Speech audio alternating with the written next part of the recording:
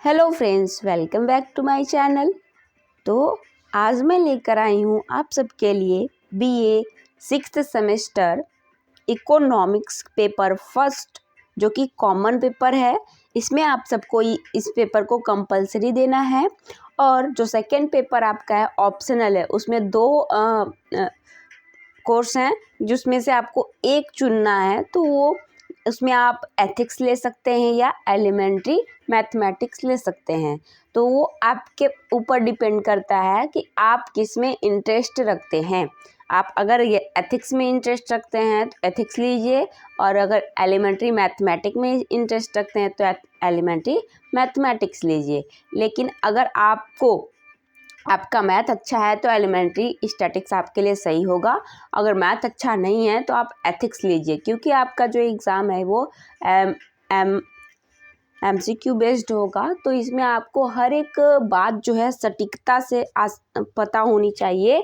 तो इसमें आप सभी ध्यान देंगे। तो ये आपका पेपर का नाम है भारतीय अर्थव्यवस्था एवं उत्तर प्रदेश की अर्थव्यवस्था, जैसा कि आपने थंबनेल में देखा।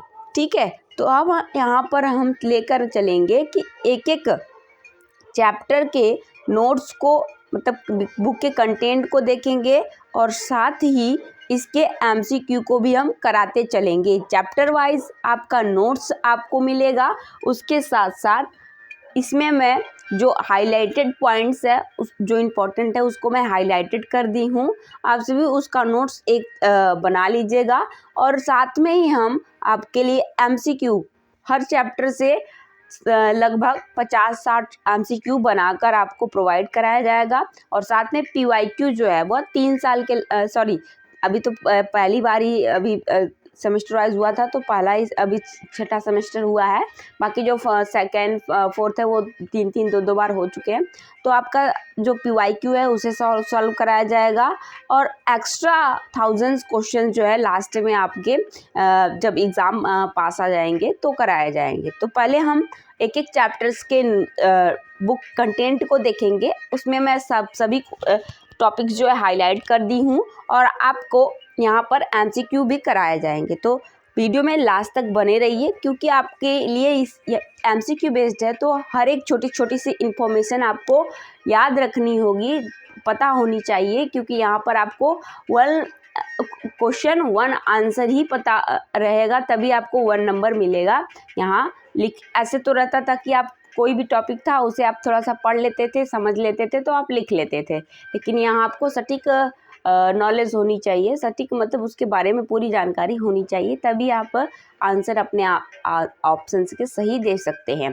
तो इसमें थोड़ा रिस्क होता है कि अगर आप पढ़े नहीं है सही से, तो आपका तुक्का अगर सही नहीं लग रहा है तो दिक्कत हो जाती है। तो यहाँ हम चलेंगे, एक एक करके देखेंगे। तो इस तरीके से आप लास्ट तक बने रहिए, और चैनल पर यदि नए हैं तो चैनल को subscribe, share, bell icon press करना ना भूलिएगा। अपने दोस्तों को भी शेयर कर दीजिएगा, ठीक है। और बाकी जो जूनियर्स हैं, जैसे आपके कॉलेज में और आपके फ्रेंड्स हैं, और बाकी आपके घर के जूनियर्स हैं, तो उन सबको भी आप शेयर कर सकते हैं, क्योंकि यहाँ पर आपको सभी सेमेस्टर के क्वेश्चन पेपर के साथ साथ नोट्स इकोनॉमिक्स और जियोग्राफी के आपको बुक कंटेंट मिलेंगे, और इसके MCQ भी पूरे के पूरे कराए जाएंगे। तो चलिए, आपका ज़्यादा समय न लेते हुए हम चलते हैं अपने टॉपिक पर, ठीक है।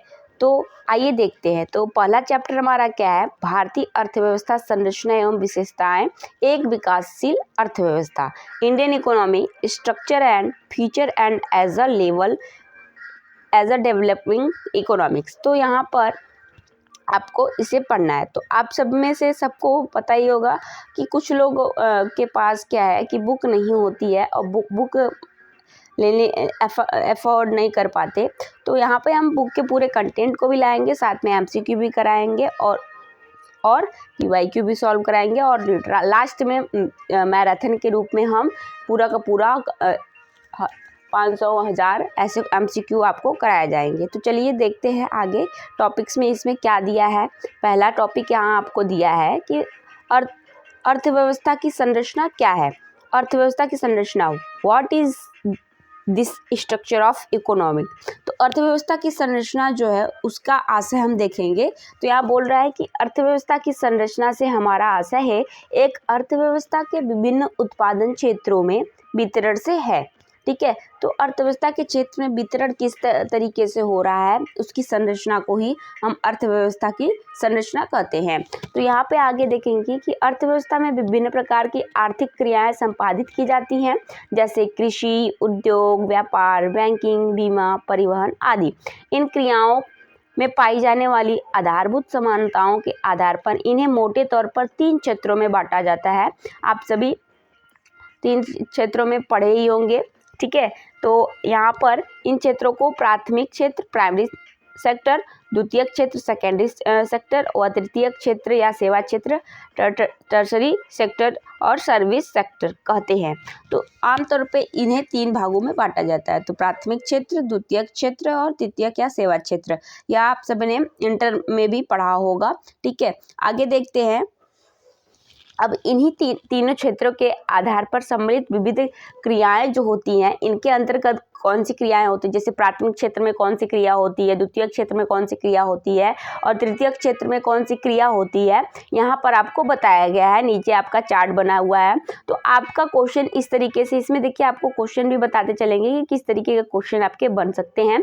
तो इसमें आपका क्वेश्चन इस तरीके से बन सकता है कि 4 ऑप्शन दिया रहेगा, बोलेगा कि इसमें से कौन सा प्राथमिक क्षेत्र है। जैसे आपका दे देगा व्यापार, दे देगा उद्योग, दे देगा सड़क निर्माण, दे देगा और कृषि दे देगा, और उसमें से आपको बोलेगा कि इनमें से चारों में से कौन सा आपका प्राथमिक क्षेत्र है। तो आप अगर पता रहेगा आपको तो आप बता सकते हैं कि कौन सा प्राथमिक क्षेत्र होगा। तो कृषि जो है वो प्राथमिक क्षेत्र है, बाकी आपका उद्योग व्यापार ये द्वितीयक है और सड़क निर्माण जो है आपका तृतीयक है।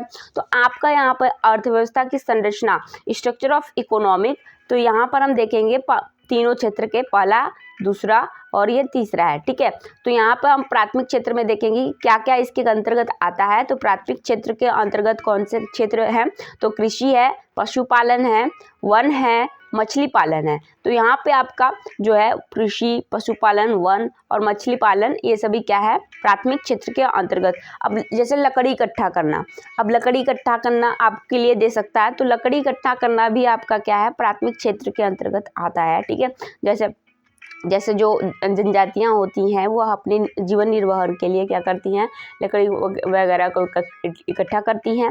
ठीक है, आगे देखेंगे अब द्वितीय क्षेत्र में। जैसे द्वितीय क्षेत्र में 3 वर्ग आते हैं। 3 वर्ग के अंतर्गत यहाँ पर आपको देखने को मिलेगा।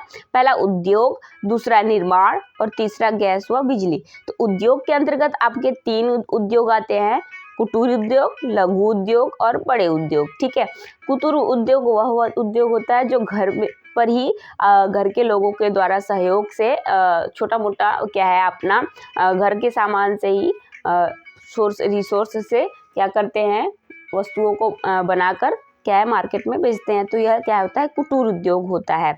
जैसे आपका हो गया सिलाई विलाई करना, या फिर जैसे कि पापड़ वगैरह बनाकर बेचना, अचार वगैरह बनाकर बेचना, तो ये सब कुटीर उद्योग के अंतर्गत आता है। कुटीर उद्योग की शुरुआत गांधी जी ने की थी। ठीक है, आगे देखेंगे तृतीय क्षेत्र। तो तृतीय क्षेत्र में अब कई सारे सेक्टर आ सकते हैं। तो इन सेक्टर के आधार पे आपको उदाहरण भी पूछकर आपका क्वेश्चन पूछ सकता है, जैसे अभी फिलहाल मैंने पिछले बताया। ठीक है, तो यहाँ देखेंगे कि इसमें क्या क्या आता है। तो बैंक व बीमा आता है, परिवहन आता है, संचार आता है, व्यापार आता है और अन्य सेवाएं आती हैं। देखिए, आपको अगर अच्छा स्कोर करना है, ठीक है, आपका ग्रेजुएशन में अच्छा स्कोर हो, 75 में से आप 60, 65 या 75 में से 75 क्वेश्चन आप पूरे सही कर सके, तो उसके लिए आप अभी से नोट्स जो है बनाते चलिए। ठीक है, नोट्स बनाते चलिए और साथ में ही MCQ जो मैं करा रही हूँ उसको भी आपसे भी करते चलिए और अपने से खुद से ही MCQ बनाना सीखिए।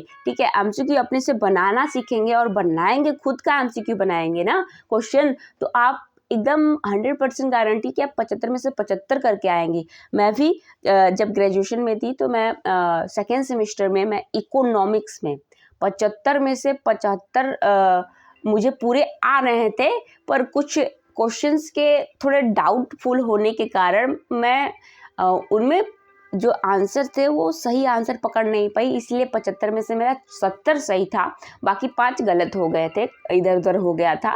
लेकिन मुझे पूरे के पूरे क्वेश्चन आ रहे थे, बस थोड़ा सा गलती ये हो गया था कि इधर उधर हो गया था, एक दो फिलिंग में गलत कर दी थी और एक दो ऐसे ही ऑप्शन चूज़ करने में गलत कर दी थी। तो सोचिए 75 में से 70 सही हो गया, तो मुझे 70 नंबर मिल गए। और साथ में जो हमें 25 में से इंटरनल मार्किंग कॉलेज में से मिला था, वो हमें मिला 22 नंबर। तो बताइए अब 100 में से कितना आ गया मेरा। तो ऐसे ही आप सबका भी यहाँ पर आ सकता है अच्छा खासा नंबर। तो आप सभी का ग्रेड पॉइंट जो है वो काफ़ी बढ़िया हो जाएगा, ठीक है। तो आपका CGPA अच्छा आएगा, और CGPA अच्छा आएगा तो आप क्या पता कि MGKPP में अगर है तो आपको अगर सबसे ज़्यादा नंबर आया तो आप गोल्ड मेडल भी जीत सकते हैं। तो यहाँ पर आपका एक सुनहरा मौका है, आप सभी कुछ भी कर सकते हैं, ठीक है। अपना नाम टॉप 10 में लिस्ट में लाना है, तो आप इस तरीके से अपनी तैयारी करिए। तो आइए चलते हैं आगे। आगे आपका क्या है, नेक्स्ट हेडिंग देखने को मिल रहा है। तो यहाँ पे अब आगे यही हम पढ़ेंगे कि भारतीय अर्थव्यवस्था की मूल विशेषताएं क्या है, basic feature of Indian economics. तो भारतीय अर्थव्यवस्था की कई सारी मूल विशेषताएं हैं, तो उन्हें एक एक करके हम देखेंगे और एक एक करके आप सभी नोट करते चलिए। क्योंकि देखिए नोट्स मैं भी नोट्स बना लूँ, लेकिन नोट्स बनाने में क्या है, टाइम ज़्यादा लगता है। अभी मैं भी फ़िलहाल तैयारी कर रही हूँ, और तैयारी के साथ साथ यूट्यूब पर वीडियो कंटेंट बनाना, दोनों मतलब कि ये आपस में एक दूसरे से रिलेटेड हैं, थोड़ा सा मेहनत करना पड़ता है। तो यहाँ पे टाइमिंग जो है वो टाइमिंग इशू है थोड़ी सी, ठीक है। फिर घर के काम भी होते हैं, तो यहाँ पर नोट्स देखिए मैं हाईलाइटेड कर दे रही हूँ कि कौन कौन से इम्पोर्टेंट है। फिलहाल आपको नोट्स अभी प्रोवाइड नहीं हो पाएगा, ठीक। लेकिन यहाँ पे जो आपको बुक का कंटेंट मिल रहा है वो काफ़ी बेहतर मिलेगा आपको यहाँ पर, क्योंकि बुक के कंटेंट में सब कुछ दिया होता है, बताया गया होता है, तो जिससे आप सही से अच्छे से पढ़ सके, लिख सके। तो आपका अभी टाइम बहुत है, 2-3 महीना है, तो इसमें आप एक एक वीडियो अगर पर डे देखेंगे और पर डे का नोट्स बनाते चलेंगे, ऐसे ही लिखते चलेंगे, तो आपके लिए बेहतर होगा, ठीक है। तो यहाँ पे हम देखेंगे कि अर्थव्यवस्था की मूल विशेषताएं कई सारी हैं, लगभग 10-15 हैं। तो यहाँ पे हम देखेंगे, एक एक करके देखेंगे, तो एक एक करके है। तो यहाँ पर देखेंगे, पहला है कृषि की प्रधानता, ठीक है। तो कृषि की प्रधानता, भारत में जो है कृषि की प्रधानता है, ठीक है, सबसे ज़्यादा कृषि क्षेत्र है। तो कृषि भारतीय अर्थव्यवस्था की रीढ़ है, क्योंकि भारतीय की कुल श्रम शक्ति का 54.6% भाग कृषि क्षेत्र में लगा हुआ है। इसका तात्पर्य यह हुआ कि कृषि पर निर्भर रहने वाली जनसंख्या जो 54.6% है, उसका CSO के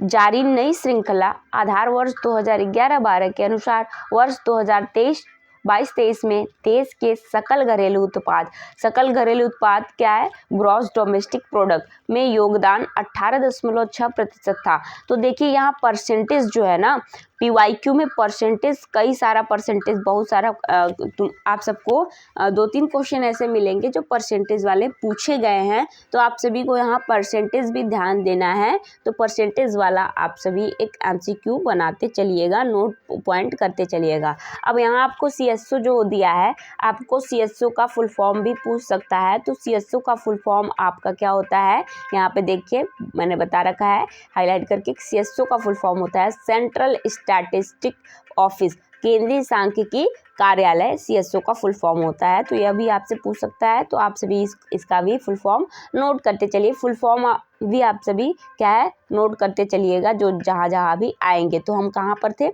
यहाँ थे, ठीक है। फिर उसके बाद जबकि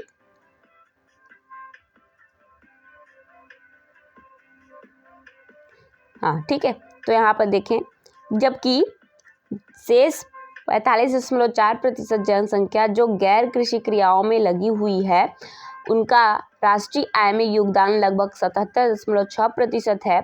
यह तथ्य इस बात को सिद्ध करता है कि भारत में कृषि श्रम की उत्पादकता गैर कृषि श्रम की उत्पादकता की तुलना में बहुत कम है। मतलब का यहाँ क्या कह रहा है कि जो कृषि उत्पादकता है वह किससे कम है, गैर कृषि, जैसे जो गैर कृषि में हो गया, जैसे व्यापार धंधे हो गए, ठीक है, प्राइवेट सेक्टर हो गए, इन सब में जो शहरों में काम करने वाले लोग हैं, कंपनियों में काम करने लोग हैं, तो इन सब का योगदान जो है वह भारतीय राष्ट्रीय आय में योगदान सबसे ज़्यादा है, जबकि कृषि का जो है कम है। ठीक है, कृषि में क्या है कि कृषि में पूरे लोग, जो जितने लोग भी जुड़े हुए हैं, सभी लोग कृषि में क्या है, कृषि उद्योग से रिलेटेड उद्योग नहीं कर पाते हैं। कुछ लोग क्या है, अपने जीवन निर्वाह के लिए भी कृषि करते हैं, तो जीवन जीने के लिए भी करते हैं, तो वह सिर्फ अपना योगदान अपने भोजन प्राप्त करने के लिए हो पाता है उनका, और मार्केट में उनके संसाधन जो है, उनके जो अनाज वगैरह वह नहीं जा पाते, तो इसीलिए कम कृषि का ठीक है, आगे देखेंगे।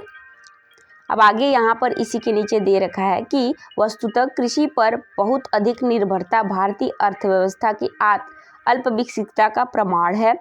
आर्थिक दृष्टि से जैसे जैसे देश विकसित होते जाते हैं, राष्ट्रीय आय में उनका योगदान कम होता जाता है। जैसे अमेरिका, इंग्लैंड, जर्मनी, जापान आदि देशों का राष्ट्रीय आय में कृषि क्षेत्र का योगदान 1% है।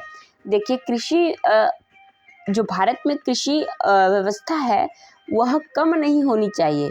क्या है कि कृषि व्यवस्था जो है, कृषि व्यवस्था में और सुधार लाना चाहिए भारत को, क्योंकि देखिए आने वाले कल में जनसंख्या बढ़ रही है और कृषि उत्पादकता जो है घट रही है। जनसंख्या के अनुसार अगर हम कृषि उत्पादकता देखें, तो अगर हम कृषि उत्पादकता में, कृषि व्यवस्था में, अर्थव्यवस्था में कुछ सुधार नहीं किए, तो एक समय ऐसा आएगा कि लोगों को खाने के लिए अन्न भी तक पैसे, बोरी बोरी भर के पैसे देने पर भी नहीं मिल पाएगा, क्योंकि ऐसी स्थिति हो जाएगी। जो है गांव है, अब गांव भी क्या है, शहर की तरह बनने लगे हैं, बड़ी बड़ी बिल्डिंगें बनने लगी, कंपनियां बनने लगी, तो यहाँ पे अब जो है कृषि क्षेत्र का जो भूमि विस्तार है, वो क्या हो रहा है, छोटा होता जा रहा है।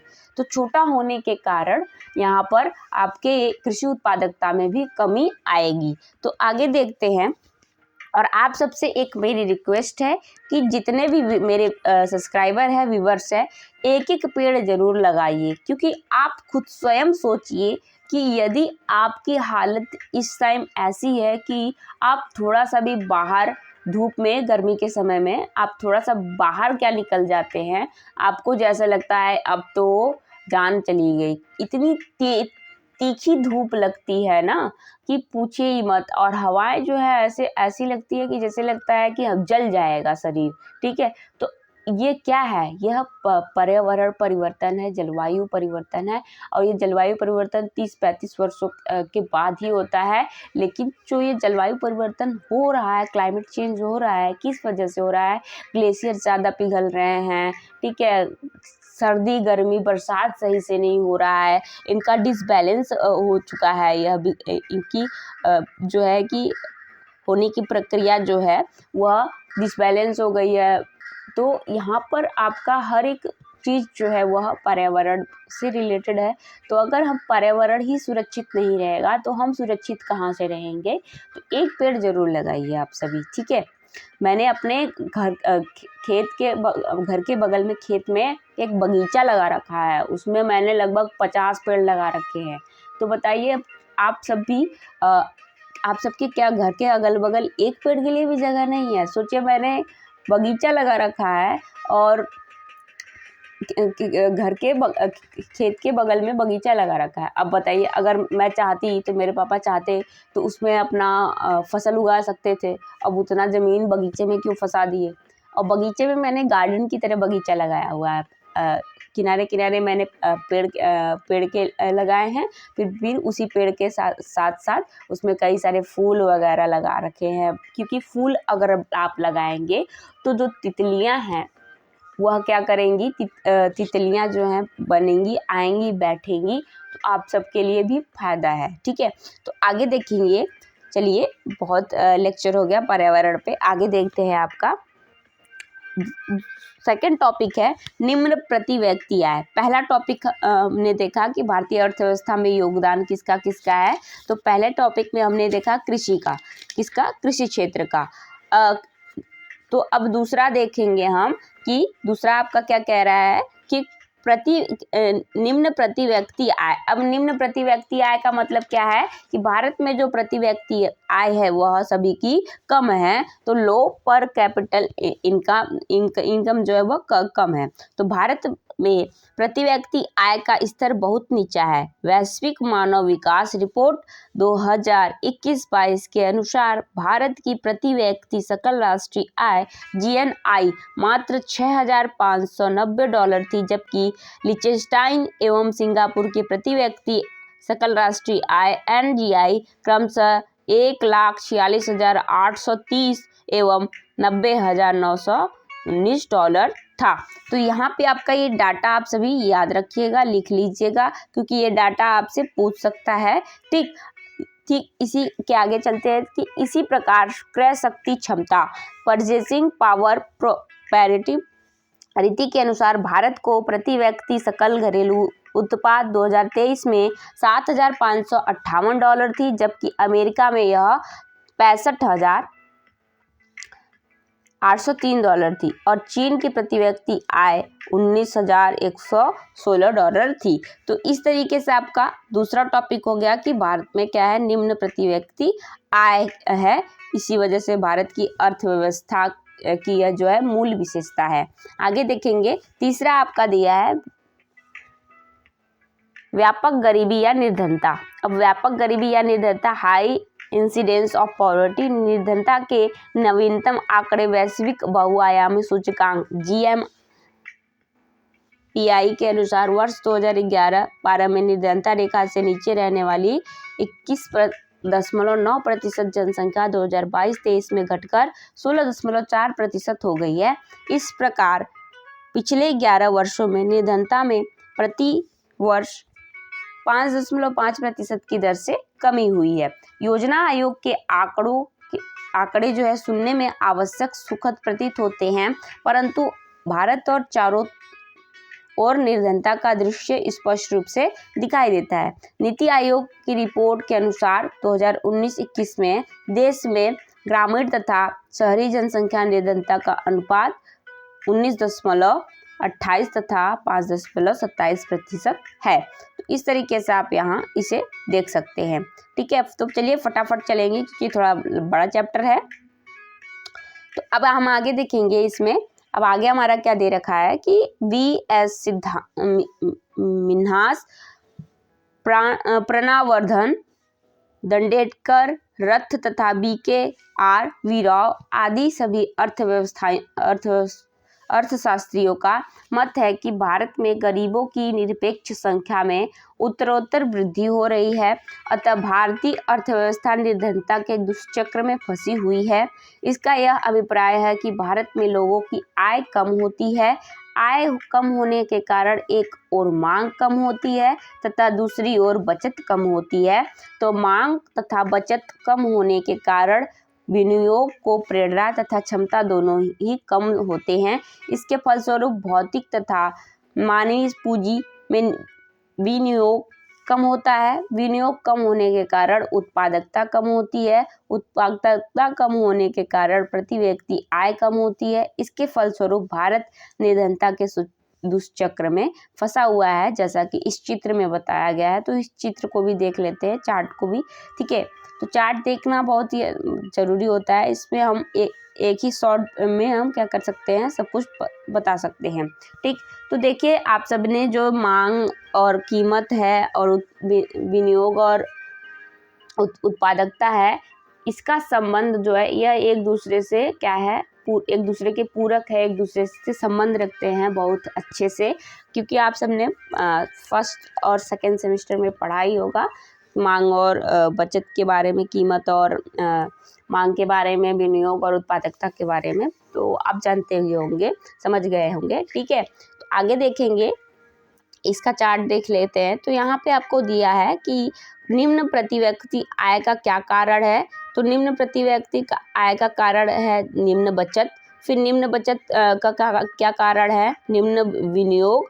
और निम्न विनियोग क्या करता है यहाँ पर कि उच्च जनसंख्या वृद्धि दर। निम्न विनियोग का कैसे क्यों होता है? क्योंकि उच्च जनसंख्या वृद्धि दर होती है, तो इसलिए यहाँ निम्न विनियोग होता है, मतलब कि कम हम लोग निवेश कर पाते हैं, इन्वेस्टमेंट। ठीक है, तो निम्न प्रति व्यक्ति आय जो है वह मांग का निम्न स्तर होता है, और उत्पादकता जो है वह निम्न उत्पादकता क्या होती है? निम्न विनियोग के कारण निम्न उत्पादकता होती है, जो कि किस पर है?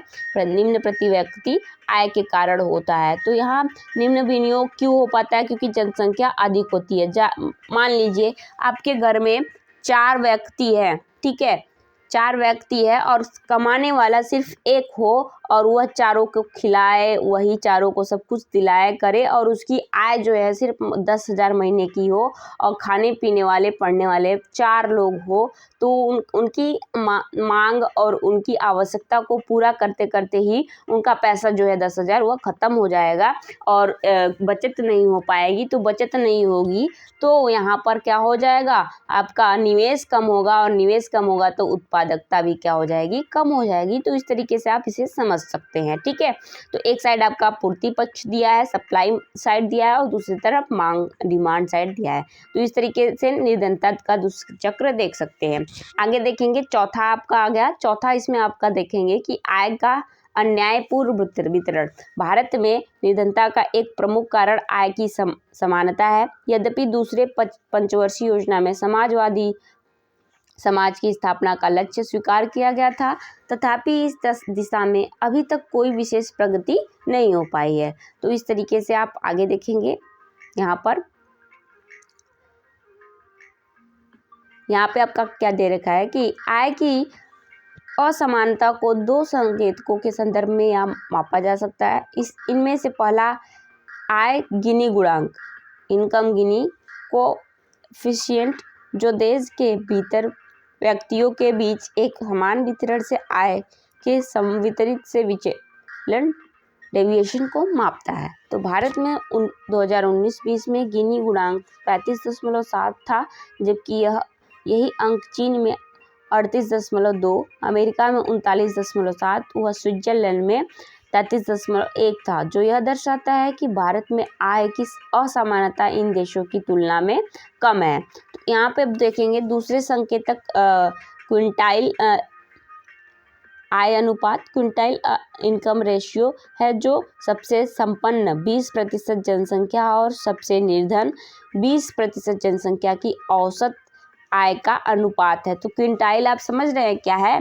कि जो 20% जनसंख्या है संपन्न, मतलब कि वो विकसित है, और जो 20% जो है वह निर्धन है, मतलब कि वह अल्प विकसित है। ठीक है, तो यहाँ पे आपका क्या हो जाएगा कि स्टैटिस्टिक्स के अनुसार, सांख्यिकी के अनुसार, मतलब इसका ये है कि भारत के लिए अनुपात 2019-20 में 8.1 था, जबकि यही अनुपात अमेरिका, स्विट्जरलैंड व पोलैंड में क्रमशः क्या है? अमेरिका में 5.6 है, स्विट्जरलैंड में 7.5 है, व पोलैंड में 8.6 है। तो इसका अर्थ यह है कि भारत में आय की असमानता काफ़ी है। ठीक है, तो इस तरीके से आप नोट पॉइंट कर लीजिएगा। परसेंटेज पे ज़्यादा ध्यान दीजिए, क्योंकि परसेंटेज जो है आपके एग्जाम में परसेंटेज से 2-3 क्वेश्चन आ चुके हैं।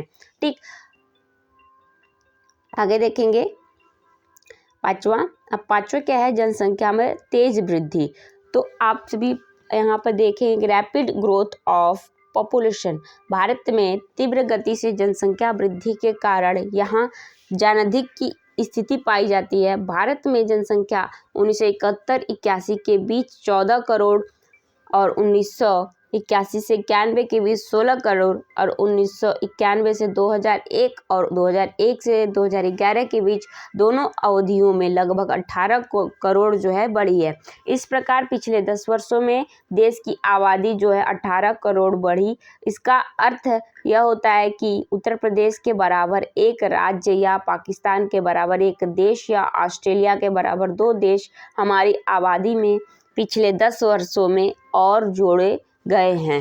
तो इस तरीके से इतनी जनसंख्या विस्फोट होगी तो वाकई में हर एक चीज़ पर प्रभाव पड़ेगा। ठीक है, तो आगे देखेंगे 1 मार्च 2011 को भारत की जनसंख्या 121.20 करोड़ के आंकड़े को पार कर गई थी, जो विश्व की कुल जनसंख्या का लगभग 17.5% है, जबकि भारत के पास विश्व के कुल भूमि क्षेत्रफल का केवल 24.2% क्षेत्र ही है। तो यहाँ पे आप सभी को ध्यान देना है, ठीक है। तो यहाँ पर आप देखेंगे कि जो 2011 की जनसंख्या के जनगणना है, उसका आपको आंकड़ा इस बार भी पूछ सकता है ना, तो ये ध्यान रखिएगा। आगे देखेंगे छठा क्या कह रहा है कि बेरोजगारी एवं अर्ध बेरोजगारी, अनएम्प्लॉयमेंट एंड सेमी एम्प्लॉयमेंट क्या है। तो भारत में श्रम शक्ति बेरोजगारी की अवस्था में है, कृषि क्षेत्र में अर्ध बेरोजगारी की स्थिति है। भारत में बेरोजगारी की समस्या के संबंध में सबसे गंभीर बात यह है कि इसमें निरंतर वृद्धि होती जा रही है, बेरोजगारी बढ़ती जा रही है, ठीक है। और जो अर्ध बेरोजगारी है उसमें आपका इनकम वगैरह जो है वो कम है, निम्न स्तर है। आगे देखेंगे 7वां है आधारभूत उद्योगों का सीमित विकास, limited development of basic industries.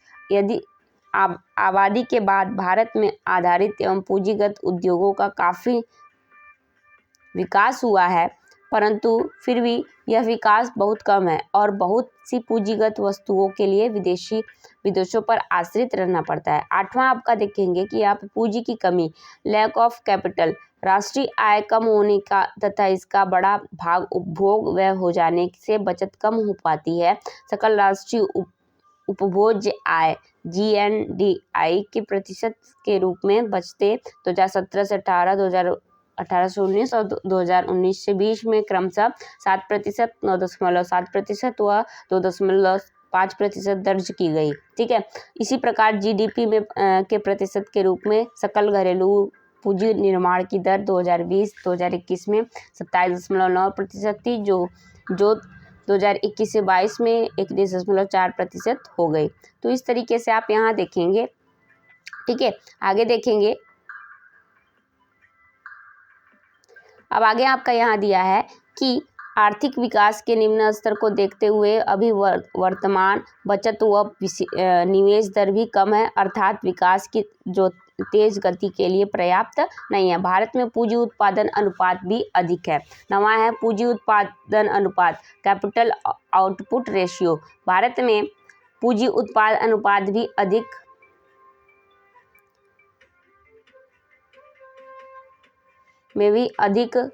है। पूंजी उत्पाद अनुपात का अर्थ है कि उत्पादन की एक इकाई उत्पन्न करने के लिए पूंजी की कितनी इकाइयों की आवश्यकता होती है। तो कैपिटल आउटपुट रेशियो जो है आपका यहाँ पे K/Y, यहाँ K जो है पूंजी है, Y आय या उत्पादन है। तो ये फॉर्मूला जो आपका है कैपिटल आउटपुट रेशियो का, ये आपसे पूछ सकता है, क्वेश्चन ऐसे पूछ सकता है कि पूंजी उत्पाद अनुपात में K क्या है या Y क्या है, इस तरीके से आपका क्वेश्चन पूछ सकता है। या पूंजी का उत्पाद अनुपात कैपिटल आउटपुट रेशियो का फॉर्मूला क्या है, तो इस तरीके से आप सबको पूछ सकता है। तो आप सभी यहाँ ध्यान रखिएगा। तो मान लीजिए पूंजी उत्पाद अनुपात 3.1 है, इसका अर्थ है कि किसी वस्तु की एक इकाई का उत्पादन करने के लिए पूंजी की 3 इकाइयाँ चाहिए। भारत में पूंजी उत्पाद अनुपात 4.5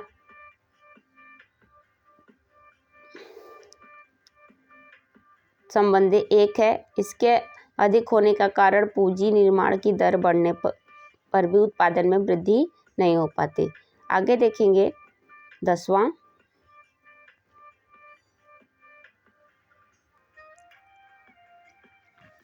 में हम देखेंगे कि अपर्याप्त आधिकारिक संरचना भी भारतीय अर्थव्यवस्था की मूल विशेषता है। 11वां, कुशल श्रम एवं तकनीकी ज्ञान की कमी, lack of skilled labour and technical knowledge, इसकी भी क्या है भारत की विशेषता है। आगे देखेंगे 12वां क्या है, उपक्रमियों या उद्यमियों का अभाव, लेक ऑफ एंटरप्रेन्योर्स। 13वां है मानव विकास का निचला स्तर, low level of human development, मानव विकास का माप प्रयास, संयुक्त राष्ट्र विकास कार्यक्रम UNDP द्वारा निर्मित मानव विकास सूचकांक ह्यूमन डेवलपमेंट इंडेक्स की सहायता से किया जाता है। ठीक है, इसमें मानव विकास सूचकांक में मानव विकास के क्षेत्र में 3 आधारभूत सूचक प्रति व्यक्ति आय, जन्म के समय जीवन प्रत्याशा और साक्षरता दर जो है यह सम्मिलित है। तो आपका UNDPI के अनुसार मानव विकास सूचकांक रिपोर्ट में आप इंडेक्स में आपसे पूछ सकता है कि क्या इसमें सम्मिलित है क्या नहीं है। ठीक है, आगे देखेंगे। अब आगे हमारा नेक्स्ट टॉपिक आ जाता है। अब हमारा क्या था, भारत अर्थव्यवस्था की मूल विशेषताएं जो है यहाँ पर आपको पूरे 13 मूल विशेषताएं थी, उनके बारे में डिटेल में आपने देखा। अब हम देखेंगे कि भारत एक विकासशील अर्थव्यवस्था है, India as a developing economy, कि कैसे है, किस कारण से है, तो हम यहाँ आप सभी देखेंगे। तो यहाँ पे हम देखेंगे कि स्वतंत्रता के बाद आर्थिक नियोजन की अवधि में भारतीय अर्थव्यवस्था का काफ़ी विकास हुआ। फलतः भारत विकास की स्थैतिक अवस्था से निकलकर प्रायोगिक अवस्था में प्रवेश कर चुका है। अतः भारत की अर्थव्यवस्था को एक विकासशील अर्थव्यवस्था कहा जाता है। तो इस विकासशील अर्थव्यवस्था के माध्यम से हम देखेंगे कि इसमें क्या क्या चीज़ें होती हैं। तो यहाँ पे देखेंगे, यहाँ पे ठीक है, तो यहाँ पे देखेंगे कि नियोजित मिश्रित अर्थव्यवस्था। अब भारत एक नियोजित मिश्रित अर्थव्यवस्था है, प्लेन मिक्स्ड इकोनॉमिक। तो पूछ सकता है कि भारत की अर्थव्यवस्था कैसी है, तो भारत की अर्थव्यवस्था जो है वो मिक्स्ड इकोनॉमिक है। ठीक है, 1 अप्रैल 1951 से भारतीय अर्थव्यवस्था नियोजित अर्थव्यवस्था के रूप में कार्यशील है। यहाँ आर्थिक विकास के लिए पंचवर्षीय योजनाएं बनाई जाती हैं। इसमें मिश्रित इसलिए कहा जाता है कि यहाँ सार्वजनिक क्षेत्र एवं निजी क्षेत्र दोनों को काम करने का समान अवसर दिया जाता है। एक तरफ सरकारी उपक्रम तो दूसरी तरफ निजी उपक्रम, निजी मतलब प्राइवेट जो है, प्राइवेट और गवर्नमेंट दोनों सेक्टर आपस में मिलकर काम करते हैं, तो इसलिए यहाँ मिक्स्ड इकोनॉमी है। ठीक है, जुलाई 1991 से देश में आर्थिक सुधारों का कार्यक्रम अपनाया गया है, जिसके अंतर्गत आर्थिक उदारीकरण, इकोनॉमिक लिबरलाइजेशन का मार्ग अपनाया गया है। सरकारी निजीकरण, बाजारीकरण व अंतर्राष्ट्रीयकरण पर बल देने लगी है। ठीक है, आगे देखेंगे। अब इसमें दूसरा पॉइंट क्या कह रहा है, दूसरा पॉइंट कह रहा है कि प्रति व्यक्ति आय एवं आय में वृद्धि, increase in per capita income and national income. तो यहाँ पर इसके बारे में भी बताया गया कि भारत में प्रति व्यक्ति आय जो है वह एवं राष्ट्रीय आय में जो है निरंतर वृद्धि हो रही है। अब कैसे वृद्धि हो रही है, यहाँ डाटा दिया हुआ है, ये डाटा आप सभी याद रखिएगा। आगे तीसरा है बचत एवं विनियोग दरों में वृद्धि, increase in saving and investment. तो योजना अवधि में बचत व विनियोग दर में भी उतार चढ़ाव होता रहता है और चालू मूल्यों के आधार पर GDP से सकल बचत का अनुपात भी जो है वह घटता बढ़ता रहता है। तो यहाँ प्रतिशत आप सभी याद रखिएगा। आगे देखेंगे। अब चौथा है रोजगार संरचना में धीमी गति। चौथा आपका क्या है कि रोजगार संरचना में धीमी गति से परिवर्तन, slow change in employment structure. तो यहाँ पे इस जो है कि रोजगार की संरचना भी क्या है, यहाँ धीमी चल रही है। जो व्यवसाय वितरण है वह धीरे धीरे उद्योग और सेवा क्षेत्र के पक्ष में जो है परिवर्तित होते रहते हैं। ठीक है, आगे देखेंगे। पांचवा आप सभी यहाँ नोट डाउन कर लीजिएगा और MCQ इसके बाद हम नेक्स्ट वीडियो में MCQ ही लेकर आएंगे। तो आप सभी धैर्य रखिए और धैर्य से कंटिन्यूसली मतलब लगातार आप एक एक वीडियो अपना जो है कवर करते जाइए, नोट्स बनाते जाइए। ठीक है, तो आप देखेंगे पांचवा सुदृढ़ औद्योगिक ढांचा, स्ट्रॉन्ग इंडस्ट्रियल स्ट्रक्चर। योजना की अवधि में भारत का उद्योग ढांचा पहले से सुदृढ़ हो चुका है। योजना काल में आधारभूत उद्योगों के विकास, औद्योगिक उत्पादन विविधता भी क्या है बढ़ोतरी हुई है। आगे छठा अधोसंरचना का निर्माण, बिल्डिंग अप ऑफ इंफ्रास्ट्रक्चर। तो इंफ्रास्ट्रक्चर जो है जैसे कि सड़कें, रेलवे, संचार माध्यम, बिजली, इन सब का जो है निर्माण बहुत कुछ क्या करता है, काम को अर्थव्यवस्था में सरल बना देता है। आगे देखेंगे। सातवां विकासशील मुद्रा व पूंजी बाजार, developing money and capital market. तो विकासशील में जो है पूंजी बाजार है, उसमें हम किस तरीके से व्यवसाय में परिवर्तन लाने के लिए कई सारी नई तकनीकों का और पूंजी का उपयोग करके हम यहाँ पर जो है अर्थव्यवस्था को एक सुधार लाने की कोशिश करते हैं। ठीक, आगे देखेंगे 8वां है। 8वां में ये देखेंगे कि सेवा क्षेत्र में तेजी से विकास, fast growth in service sector कैसे हुआ। तो यहाँ पे हम इस प्रकार देख सकते हैं, और जो ये मैंने हाईलाइट कर रखा है इसे आप सभी पढ़ लीजिएगा, एक बार देख लीजिए, नोट डाउन कर लीजिएगा ज़रूर, क्योंकि यह भी ज़रूरी है आप सबके लिए। आगे देखेंगे 9वां है आधुनिकीकरण। अब आधुनिकीकरण क्या है? मॉडर्नाइजेशन। तो मॉडर्नाइजेशन जो है वह उसके कारण भी अर्थव्यवस्था जो है भारत की वह विकासशील अर्थव्यवस्था पे प्रभाव पड़ता है।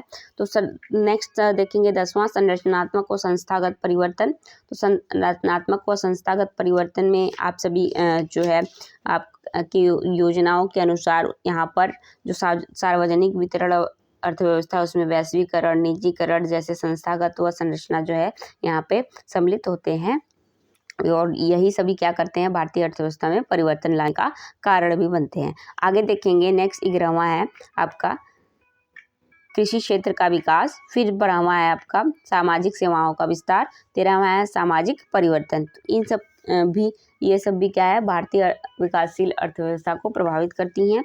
आगे देखेंगे इसके बाद 14वां है विदेशी निवेश में वृद्धि, इंक्रीजिंग इन फॉरेन इन्वेस्टमेंट। फिर 15वां है विदेशी व्यापार में वृद्धि, और इसके बाद हम देखेंगे इसका निष्कर्ष। तो इसका निष्कर्ष देखते हैं। तो इसका निष्कर्ष क्या कह रहा है कि इसका निष्कर्ष कर रहा है कि उपयुक्त विवेचन से स्पष्ट है कि भारतीय अर्थव्यवस्था यद्यपि पिछड़ी है, लेकिन अब वह गरीब के दुष्कर्ष से बाहर आ चुकी है। योजना काल में हमने तीव्र गति से आर्थिक विकास किया, जिसके कारण यहाँ की अर्थव्यवस्था में संस्थात्मक एवं संरचनात्मक परिवर्तन स्पष्ट रूप से दृष्टिगोचर हो रहे हैं।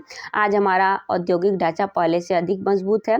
कृषि क्षेत्र में विविध संस्थागत तकनीक सुधार हुए हैं। आधारभूत आर्थिक संरचना ज़्यादा विकसित है। वित्तीय ढांचा अधिक सशक्त और फैला हुआ है।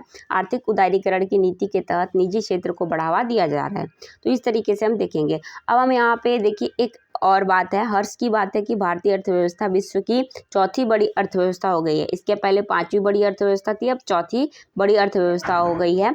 तो आगे हम देखेंगे यहाँ पर कि ये जो आपका चार्ट दिया हुआ है ये बहुत ही इंपॉर्टेंट है। ठीक है, इसे आप सभी बनाकर नोट कर लीजिएगा। ठीक है, क्योंकि यहाँ पर आपको यह आगे MCQ बनाने में बहुत मदद करेगा, क्योंकि यहाँ देखिए भारतीय अर्थव्यवस्था की प्रकृति, विकास एवं संरचनात्मक परिवर्तन जो है यहाँ आपका एक प्रकार से पूरा फ्लो चार्ट बना के दे रखा है। तो यहाँ पे कॉलम वाइज देखेंगे। पहला है भारत एक अल्प विकसित अर्थव्यवस्था के रूप में, फिर भारत एक विकासशील अर्थव्यवस्था के रूप में, और फिर उसके बाद क्षेत्रीय विकास। इनके अंतर्गत जो आपके यहाँ पॉइंट्स आ रहे हैं उसे आप सभी ध्यान रखिएगा। जैसे भारत एक अल्प विकसित अर्थव्यवस्था के रूप में है, तो यहाँ पे जो है कृषि की प्रधानता है, निम्न प्रति व्यक्ति आय है, व्यापक गरीबी व निर्धनता है, आय या अन्यायपूर्ण वितरण है, जनसंख्या में तेजी वृद्धि है, बेरोजगारी एवं अर्ध बेरोजगारी है, आधारभूत उद्योगों का सीमित विकास है। तो देखिए यहाँ पे जो अभी हमने फिलहाल इसके पहले आपको टॉपिक के अंतर्गत हेडिंग आपको समझाए गए हैं, वही चीज़ यहाँ पे आपको डिटेल में यहाँ पे एक फ्लो चार्ट बना के दे रखा है। क्या है? फ्लो चार्ट बना के दे रखा है। तो इस तरीके से आप यहाँ पे बना सकते हैं, लिख सकते हैं, क्योंकि यह बहुत ही इंपॉर्टेंट है आप सभी के लिए। यह क्या है?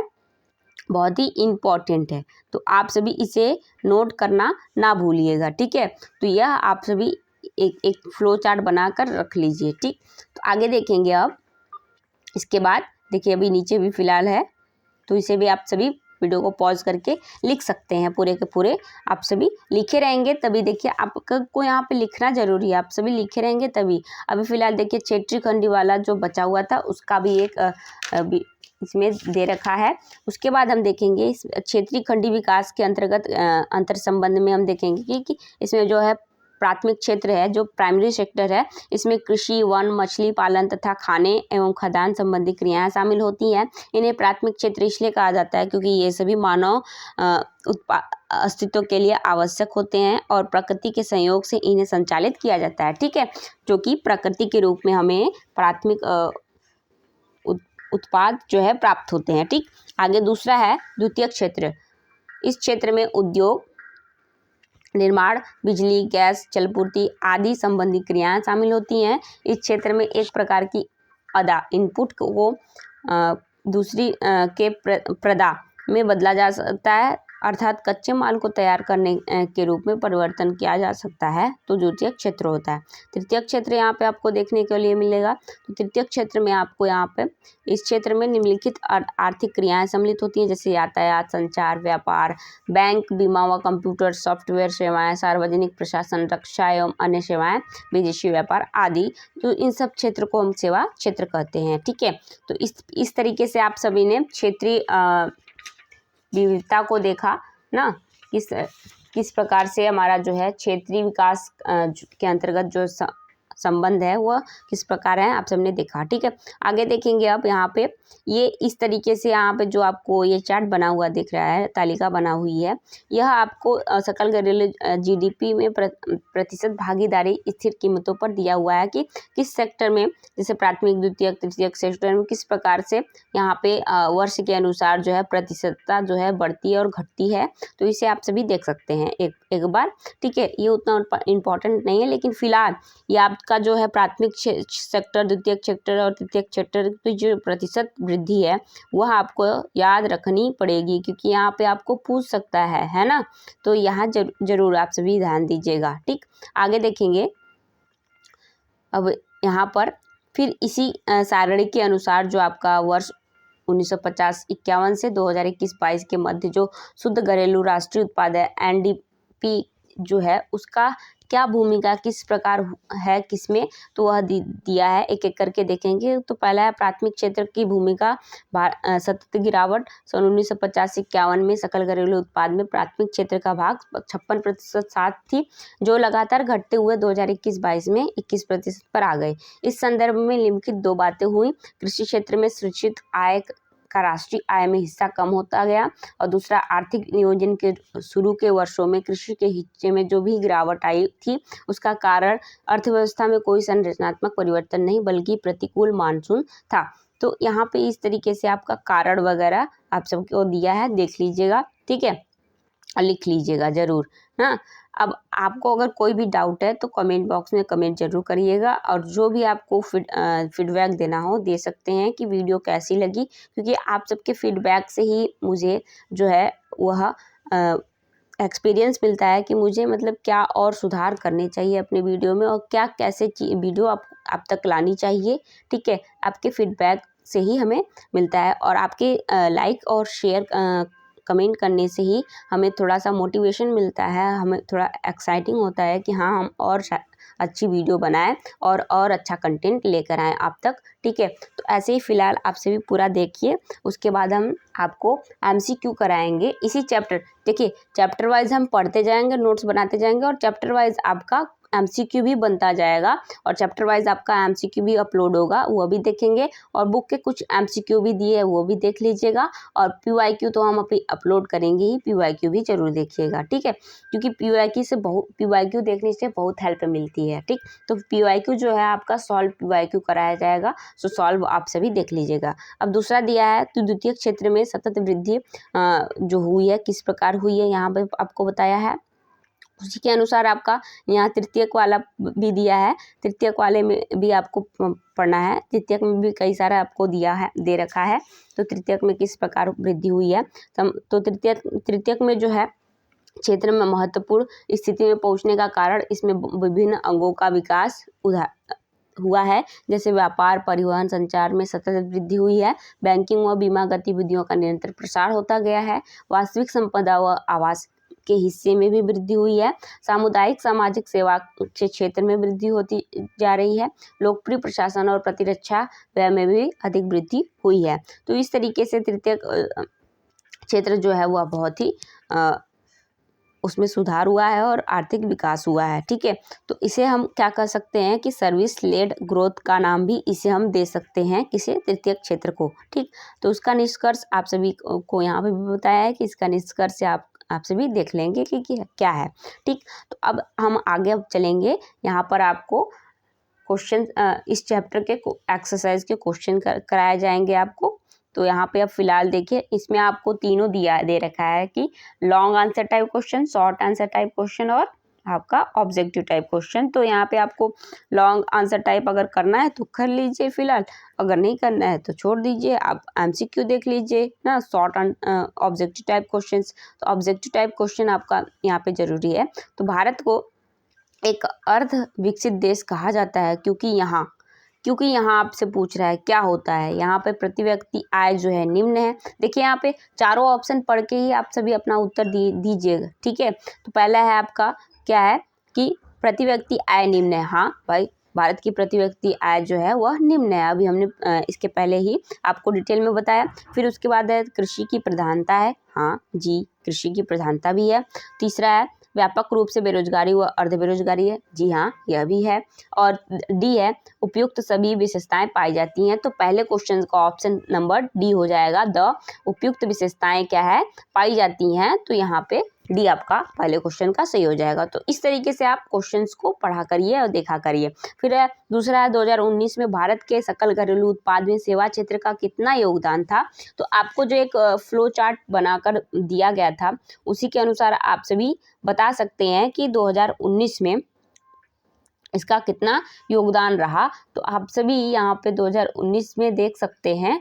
तो बताया था हमने कितना था, 53.89% यहाँ पे था, ठीक है।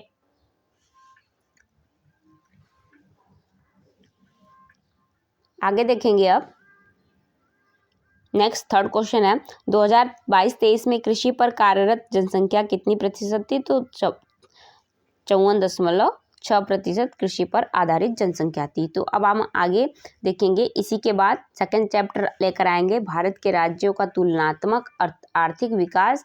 बुक के कंटेंट का नोट्स लेकर आएंगे और इसके पहले हम इस फर्स्ट चैप्टर के एमसीक्यू को कराएंगे और साथ में ही आपका पीवाईक्यू भी कराया जाएगा, ठीक है।